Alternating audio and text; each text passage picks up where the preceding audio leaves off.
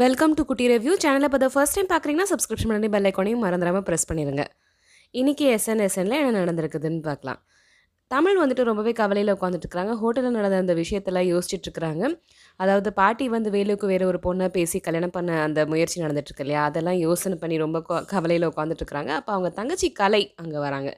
வந்துட்டு அவங்க மனசில் இருக்கிறத சொல்கிறாங்க. ஏன்க்கா நீ இந்த மாதிரி இருக்கிற, ஹோட்டலில் நடந்ததை நினச்சி தான் இந்த மாதிரி கவலையாக இருக்கிற, நீ பண்ணது பெரிய தப்புக்கா, நீ வந்துட்டு டிவோர்ஸ் கொடுத்துருக்க கூடாது, இப்போ வந்துட்டு அந்த வாழ்க்கை உனக்கு திருப்பி கிடைக்கவே கிடைக்காது, இதை மாதிரி நீ ஒரு பெரிய தப்பு பண்ணிட்டக்கா அப்படின்னு சொல்லிட்டு கலை சொல்கிறாங்க. இதை கேட்குற தமிழ் வந்துட்டு அஸ் யூஷுவல், நீ சின்ன பொண்ணு இதெல்லாம் பேசாத, உன்னோட படிப்பை பாரு அப்படிங்கிற மாதிரி சொல்கிறாங்க. பட் கலை வந்துட்டு, இல்லைக்கா நான் ஒன்றும் சின்ன பொண்ணுலாம் கிடையாது, எனக்கு வந்துட்டு அம்மாவை விட எனக்கு உன்னை தான் ரொம்ப பிடிக்கும், நீ தான் எனக்கு ஒரு ரோல் மாடலாக இருந்த, எனக்கு எழிலக்கா கூட பிடிக்காது, ஏன்னா அப்பப்போ ஏதாச்சும் கோவமாக திட்டிடுவாங்க, ஆனால் நீங்கள் அதை மாதிரி கிடையாது, யோசித்து எல்லாமே நல்லா கரெக்டாக பண்ணுவேன், ஆனால் நீ வந்துட்டு இவ்வளோ பெரிய ஒரு தப்பை பண்ணிட்ட உன்னுடைய வாழ்க்கையில், ஆனால் நான் இப்போ யோசிக்கிறேன், இனிமேல் நீ என்னோடய ரோல் மாடலே கிடையாது, உன்ன மாதிரி நான் இருக்கவே கூடாது என் வாழ்க்கையில் அப்படிங்கிற மாதிரி அந்த பொண்ணு சொல்கிறாங்க. அது மட்டும் இல்லை, ரொம்ப கோச்சிக்கிட்டு வெளியே போய்ட்றாங்க. அக்கா நீ இந்த மாதிரி இருக்காத, நீ எப்போ பழைய தமிழ் அக்காவாக இருக்கியோ தைரியமாக, அப்போ தான் நான் உங்ககிட்ட பேசுவேன் அப்படின்னு சொல்லிட்டு அந்த பொண்ணு வெளியே போயிடுது.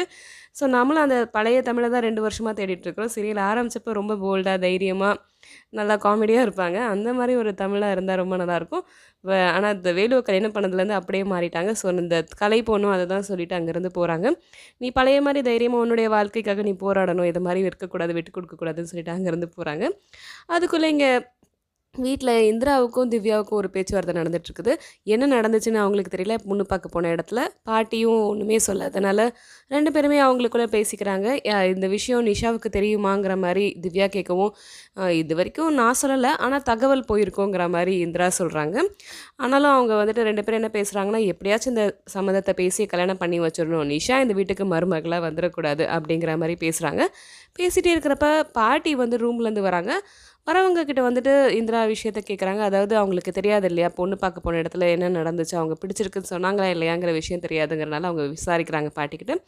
என்னாச்சு, அவங்க பொண்ணு வீட்டுக்காரங்க வந்தாங்களே, பிடிச்சிருக்கா வேலுவை அப்படின்னு சொல்லி கேட்டுட்டு இருக்கிறவ வேலுவும் அங்கே வராரு. அப்போ வந்துட்டு பாட்டி வந்துட்டு இந்திரா கிட்ட பதில் சொல்ல முன்னாடி வேலுவை திட்டுறாங்க. ஏன்டா இது மாதிரி பண்ண அப்படின்னு சொல்லி கேட்குறப்ப அப்போ தான் விஷயம் தெரியுது. வேலு வந்துட்டு இது மாதிரி ரொம்ப கோவமாக பொண்ணு வீட்டுக்காரங்க முன்னாடி போயிட்டாருங்கிற அந்த விஷயத்த தெரியுமே. இந்திரா வந்துட்டு, ஏன் இது மாதிரி பண்ணுறப்பா, உன் வாழ்க்கை எங்களுக்கு முக்கியம் இல்லையாங்கிற மாதிரி ரொம்ப பாசமாக பேசுகிறாங்க. இது மாதிரி பாட்டி உனக்காக, உன்னுடைய பாட்டி ரொம்ப கஷ்டப்பட்டு நிறைய பேரை செலக்ட் பண்ணி அதுலேருந்து இந்த குடும்பத்தை உனக்காக தேர்ந்தெடுத்தாங்க. அந்த பொண்ணு ரொம்ப அழகான பொண்ணு, நல்லா நம்ம வசதிக்கு ஏற்ற ஒரு குடும்பங்கிறனால தான் அந்த பொண்ணு இந்த உனக்கு கல்யாணம் பண்ணி வைக்கலான்னு பார்த்தாங்க, நீ ஏன் இந்த மாதிரி நடந்துக்கிட்ட அப்படின்னு சொல்லி அட்வைஸ் பண்ணிகிட்டே இருக்கிறாங்க. அதுக்கு வேலுவும் திட்டுறாரு, இல்லை இப்போ நான் அந்த நிலமையில இல்லை, என்னால் இன்னொரு கல்யாணம் பண்ணிக்கவே முடியாது அப்படிங்கிற மாதிரி அவர் சொல்லிக்கிட்டே இருக்கிறப்ப கரெக்டாக அந்த பொண்ணு வீட்டுக்காரங்க அம்மா அப்பா 2 பேர் மட்டும் வராங்க. அந்த ஹோட்டலில் பார்த்தாங்க இல்லையா பாட்டி, அவங்க 2 பேர் மட்டும் வராங்க. வரவங்க வந்துட்டு இந்த கல்யாணம் சம்மந்தமாக தான் பேச வராங்கன்னு சொல்லிட்டு பயங்கரமாக உபசரிக்கிறாங்க இந்திரா. ஆனால் அவங்க வந்தவங்க முகமே சரியில்லை.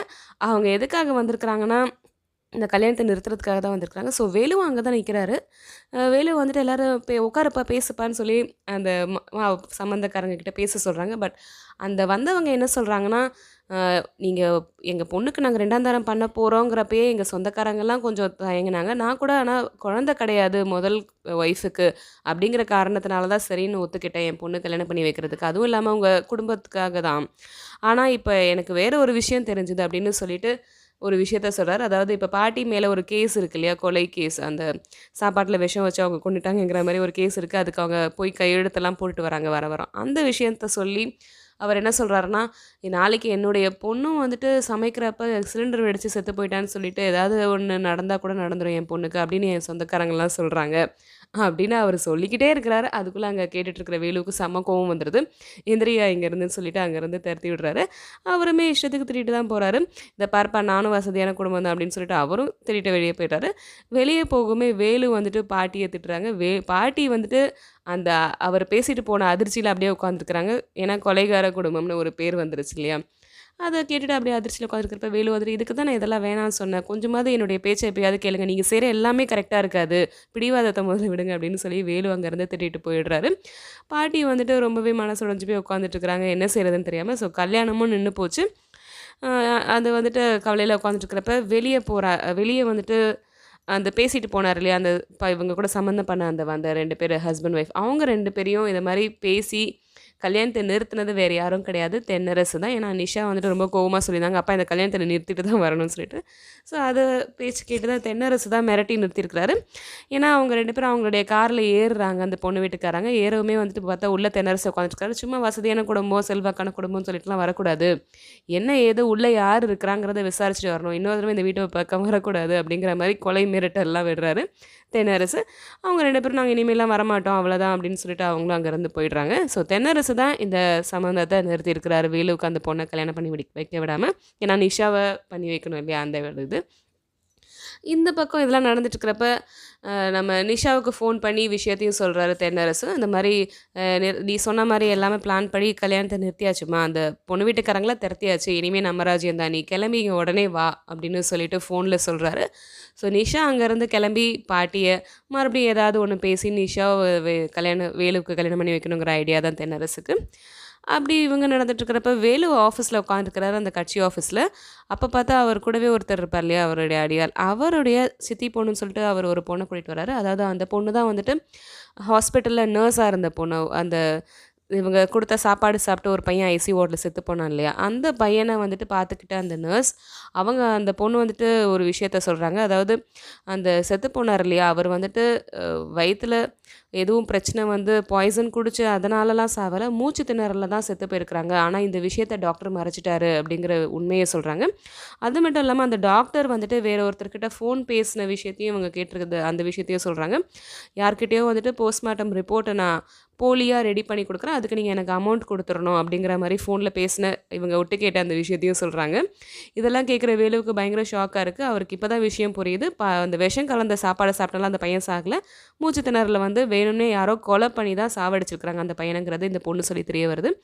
இந்த பொண்ணு வந்துட்டு இந்த விஷயத்தை நீ எங்கே கேட்டாலும் வந்து சொல்லுவியாமான்னு சொல்லி வேலு சொல்லுவோம். ஐயோ இந்த விஷயம் தெரிஞ்சதுன்னா அவ்வளோதான், என்ன பண்ணுவாங்கன்னு தெரியாது, என்னையும் ஏதாச்சும் பண்ணிவிடுவாங்க, நான் எப்படி இதை சொல்ல முடியும்னு சொல்லவும், அந்த கூட இருக்கிறவர் வந்துட்டு ஐயோ அண்ணா நீங்கள் கவலைப்படாதீங்க, என் தங்கச்சியை நான் எங்கே வேணாலும் கூப்பிட்டு வந்து சொல்ல வைக்கிறேன் இந்த உண்மையை, அந்த டாக்டர் தான் ஏதோ பண்ணியிருக்கிறாரு, டாக்டரை வச்சு வேறு யாரோ உங்கள் எதிரி தான் உங்களுக்கு இதை செஞ்சுருக்கிறான் அப்படிங்கிறத கரெக்டாக அவர் சொல்கிறாரு.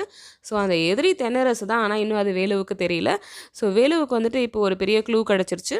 அதாவது அந்த பையன் செத்தது வந்துட்டு பாட்டி கொடுத்த சாப்பாட்டுனால கிடையாது, அது ஒரு மூச்சு திணறலில் வேணும்னே யாரோ கொலை பண்ணியிருக்கிறாங்கங்கிறது இந்த பொண்ணு சொன்னதை வச்சு தெரியுது. இது எப்படியாவது ப்ரூவ் பண்ணணும் அப்படிங்கிற ஒரு வேகத்தோடு அவர் கிளம்புறாரு. ஆனாலும் அந்த பொண்ணு கொஞ்சம் பயத்தோடு தான் இருக்குது, எங்கே வந்தாலும் உண்மையை சொல்லுமாங்கிறது தெரியல. அதுக்குள்ளே வீட்டுக்கு நிஷா வந்தாச்சு. நிஷா தென்னரசு 2 பேரும் உள்ளே என்ட்ரி ஆகிறதுக்குள்ளே பார்த்தா கார் வருது. பாட்டி வந்துட்டு போலீஸ் ஸ்டேஷன் போயிட்டு சைன் பண்ணிவிட்டு ரொம்ப ஒரு மாதிரியாக வராங்க கவலையில். அவங்கள கையை பிடிச்சி நம்ம நிஷாவே கூட்டிகிட்டு வராங்க.